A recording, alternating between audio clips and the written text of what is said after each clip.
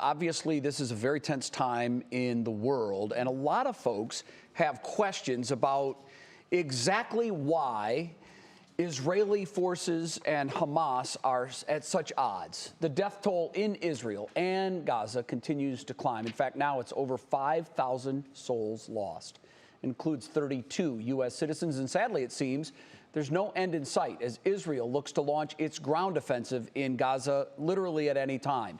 Reuters is reporting the Israeli defense minister said that could come any day now. For more insight, we want to bring in Case Western Reserve political science professor Juscelino Colares. So good to have you with us, Professor. Thank you so much. Help us understand the conflict that we're seeing at this moment. Well, this is a conflict between a barbaric group within the Palestinian people that live in the Gaza Strip and the state of Israel.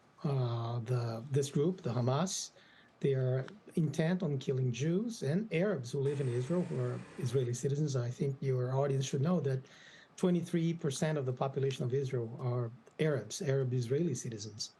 And Hamas made no distinction between them when they invaded and killed, murdered in a barbaric fashion, lynched those human beings in Israel. So Israel has no option but to actually try to prevent this group.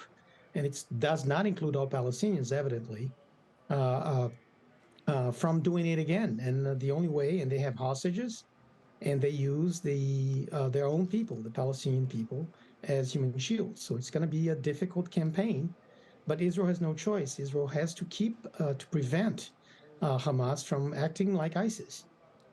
Professor, do you see any route at all to resolution or at least a temporary ceasefire? No, absolutely not. I see no negotiated solution out of this in terms of a ceasefire, because a ceasefire unilaterally advantages only one party.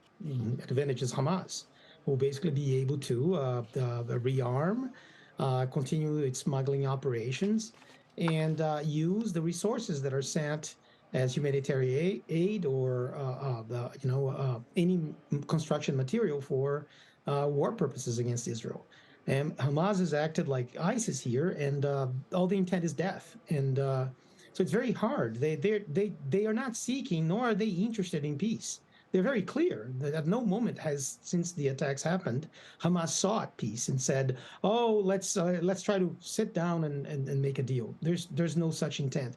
So when you're dealing with a party who has committed barbaric attacks against you, and you want to prevent the party from doing that again, and the party uses its own people as human shields, it's a very tough equation to solve. So I don't see any ceasefire only benefits Hamas. Okay, real quickly, too, we have about 30 seconds left, but you just mentioned it.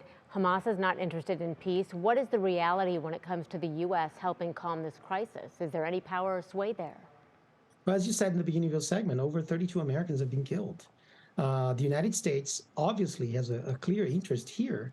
And you would think that an administration, that has the capabilities and power and the military prowess and the diplomacy that it has would be actually much more further along the path of negotiating some sort of deal with Arab countries so that it would take some of the Palestinian refugees that will be so that we minimize the loss of life and a refugee crisis, a potential refugee crisis. But the administration is not doing that because the administration is caught in a very tough spot. They want peace with Iran. Iran is the biggest state sponsor of terrorism in the world, is behind, trained Hamas, is behind also this attack, is pushing Hezbollah to attack Israel in the north. One of the reasons maybe Israel has not initiated a campaign toward Gaza is because Israel also needs to watch what's happening in the north with Hezbollah. And both of these terrorist organizations are supported by Iran, but the administration is hell-bent on doing a deal with Iran. And that kind of tight,